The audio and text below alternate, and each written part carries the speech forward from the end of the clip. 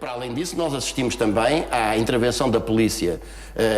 Não foi apenas o caso que acabaram de relatar há bocado. Relatamos dois, nos CTT e também em Famalicão. Sim, o Famalicão é um patrão que decide atropelar o piquete de greve. CTTs é a polícia que é chamada para, digamos, usar da violência relativamente a... Mas aqui perto, aqui em Queluz. Houve uma empresa de transportes onde também a polícia foi chamada para fazer um cordão para afastar o piquete de greve. Ora, os piquetes de greve estão legalmente previstos e podem exercer a sua atividade desde que não impeçam o exercício da liberdade de trabalhar por parte dos não aderentes à greve. Mas nós assistimos a esta manipulação dos números, é completamente ridículo. Eu, por exemplo, conheço bem a situação que se viveu nos tribunais, os números que o Ministério, que o Governo está a apresentar como sendo o reflexo da adesão à greve no setor da justiça são completamente ridículos. Não tem nada a ver com a realidade. Acha também uma forma de pressão a decisão do Governo em reequacionar os cortes nos salários nas empresas participadas pelo Estado? E estou a falar, por exemplo, da Caixa Geral de Depósitos. Eu julgo que isso, não sei se já tive a oportunidade de ler exatamente o teor da frase. O Governo diz que não é um regime de exceção. Mas, sim, mas o que aquilo quer dizer é, uma vez mais, a técnica do cheque em branco. Ou seja, o Governo quer ficar com a possibilidade de, relativamente a alguns casos, poder, casuisticamente, autorizar que não sejam introduzidos estes cortes. Ou seja, isto significa introduzir fatores de discriminação entre trabalhadores.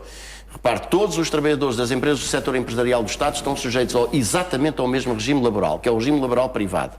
O que o Governo pretende é tirar os trabalhadores uns contra os outros. E, portanto, no caso da Caixa Geral de Depósitos, que foi o exemplo mais flagrante, porque ninguém realmente percebe que possa haver cortes nas remunerações dos trabalhadores da Caixa Geral de Depósitos e não haver dos do BCP, que são de duas empresas bancárias, do setor bancário, que estão sujeitas à mesma contratação coletiva, mas evidentemente que, se é justo que os trabalhadores da Caixa não tenham esse corte, não é menos justo que todos os outros também não os tenham. E o que se pretende com essa medida é lançar aqui a confusão e a divisão entre trabalhadores. Agora, uns têm direito a essa dispensa do corte, outros não. E relativamente às inconstitucionalidades, que é o que eu acho porque se caracteriza, como já tive a oportunidade de dizer publicamente mais do que uma vez, essa medida de diminuição dos salários, questões de inconstitucionalidade, não admitem exceções.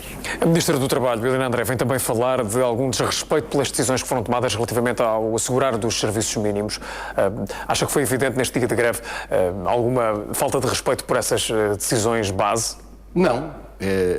O que a Sra. Ministra, pelos vistos, está mais loquaz e capaz de falar do que foi, por exemplo, capaz de falar sobre essa matéria no programa Prós e Contras da passada segunda-feira. Mas a verdade é que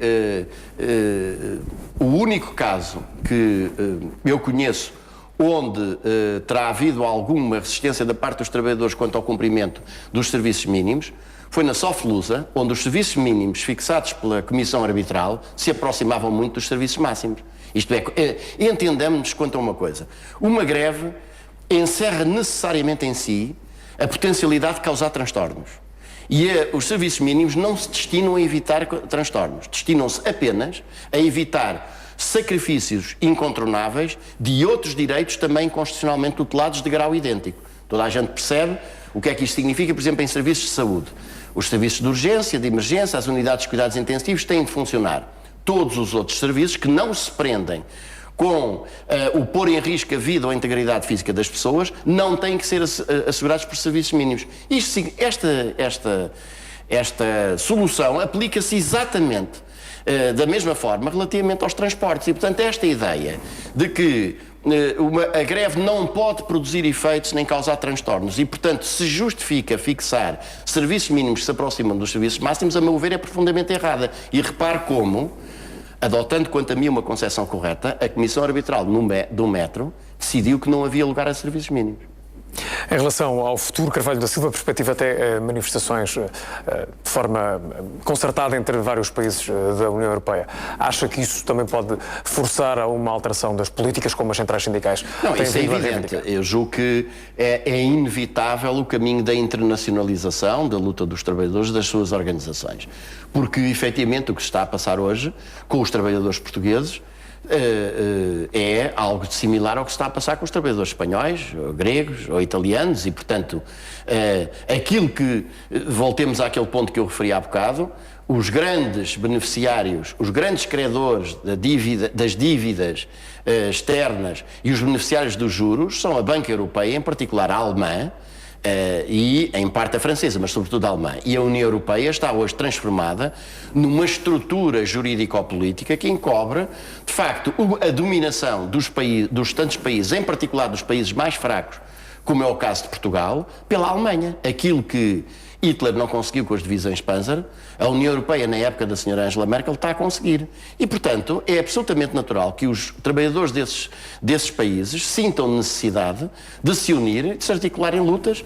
E eu acho que, aliás, o que hoje está a passar é muito interessante, porque era o que se devia ter discutido quando da integração de Portugal na União Europeia, nem então CEE, mas nessa altura o discurso dominante foi matar qualquer tentativa de discutir criticamente esta matéria.